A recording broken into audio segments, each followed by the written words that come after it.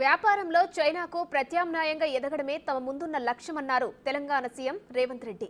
పెట్టుబడులే లక్ష్యంగా అమెరికాలో వరుసగా పారిశ్రామికవేత్తలతో సమావేశాలు నిర్వహిస్తున్నారు. తెలంగాణలో పెట్టుబడులకు అపారమైన అవకాశాలున్నాయని స్పష్టం చేశారు. పరిశ్రమల అవసరాలు, అభిరుచికి అనుగుణంగా తమ ప్రభుత్వం నూతన పారిశ్రామిక విధానాన్ని రూపొందిస్తుందని ప్రకటించారు. అమెరికాలో ఉన్న వ్యాపార అవకాశాలన్నీ తెలంగాణలో ఉన్నాయన్నారు సీఎం రేవంత్.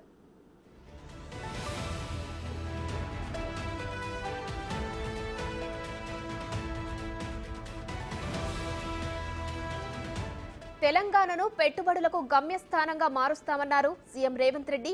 హైదరాబాద్ ను ఫ్యూచర్ సిటీగా మారుస్తామన్నారు.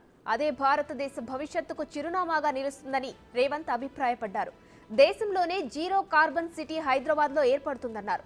ఫ్యూచర్ సిటీలో ఆర్టిఫిషియల్ ఇంటెలిజెన్స్ హబ్ తో పాటు medical tourism, sports, software, pharma విలేజ్లను అభివృద్ధి చేస్తామన్నారు.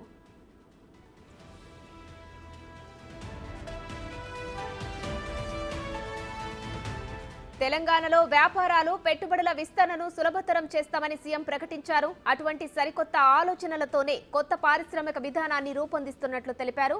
Pharma, IT, technology, EV, Biotech, shipping రంగాల చైర్పర్సన్లు, సీఈఓలతో సీఎం సమావేశమయ్యారు.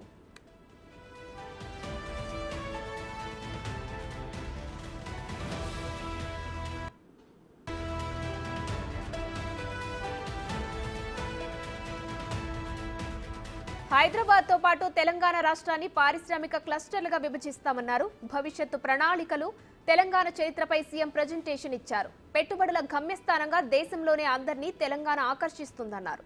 రాష్ట్రంలో అనుకూలతలన్నింటినీ ముఖ్యమంత్రి ఈ సందర్భంగా వివరించారు.